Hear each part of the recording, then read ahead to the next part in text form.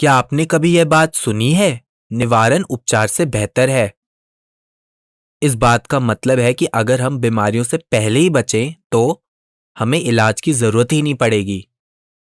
परंतु हर संक्रमण को रोकने में कुछ बाधाएं सामने आती हैं, जैसे या तो शरीर के कार्य पूरी तरह से क्षतिग्रस्त हो चुका हो, उसे कभी ठीक ना किया जा सकता हो, या शरीर के उपचार में समय लगे, या फिर शरीर उस स्रोत की तरह काम कर रहा हो जिससे आसपास के लोग भी संक्रमित हो रहे हों। लेकिन इन तीनों ही स्थितियों में रोग को फैलने से रोकने के दो सिद्धांत होते हैं। पहला सामान्य सिद्धांत यानी कि जनरल प्रिंसिपल, और दूसरा रोग विशिष्ट सिद्धांत यानी कि डिजीज स्पेसिफिक प्रिंसिपल। चलिए ये क्या होता है इन्हें समझ लेते हैं।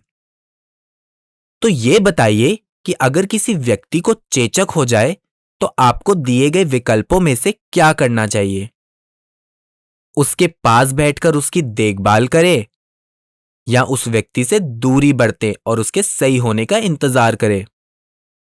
थोड़ा सोचिए और उत्तर दीजिए। क्योंकि हमने पीछे पढ़ा है कि चेचक एक संक्रामक रोग है, इसी कारण आपको उस व्यक्ति से दूर रहना चाहिए ताकि वह रोग आप तक फैल ना जाए। और निवारण का सामान्य सिद्धांत भी यही कहता है कि संक्रमित व्यक्ति से दूरी बनाए रखें। अब बात करते हैं निवारण के विशिष्ट सिद्धांत पर। तो इन्हें आगे रोग के आधार पर बांट दिया गया है, जैसे मान लीजिए कि किसी को टीबी हो गया है। अब अगर इस व्यक्ति को भीड़ में छोड़ दिया जाए तो यह टीबी भी भीड़ में फैल जाएगा। तो किसी भी वातोड़ संक्रमण यानी कि एयरबॉर्न इन्फेक्शन को रोकने का तरीका है संक्रमित व्यक्ति को भीड़ से दूर रखना। उसी प्रकार अगर कोई रोग जल से फैल रहा हो, अर्थात जलोढ़ संक्रमण यानी कि वाटरबॉर्न इन्फेक्शन, तो उस स्थिति में साफ पानी उपलब्ध करवाना। और अगर कोई रोगवाहक संक्रमण हो, तो जैसे अगर मलेरिया फैल रहा होता है तो हमें आसपास सफाई रखने के लिए कहा जाता है।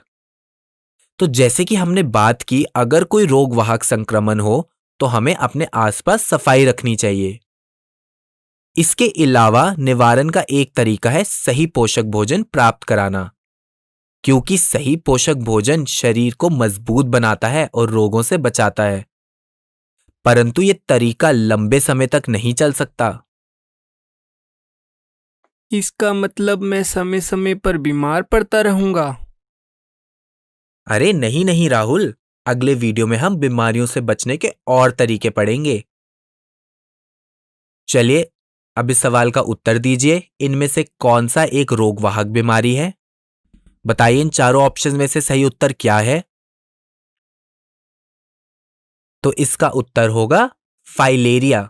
मच्छर फाइलेरिया के परजीवी के लिए रोगवाहक का काम करता है, इसी कारण फाइलेरिया एक रोगवाहक रोग है। धन्यवाद।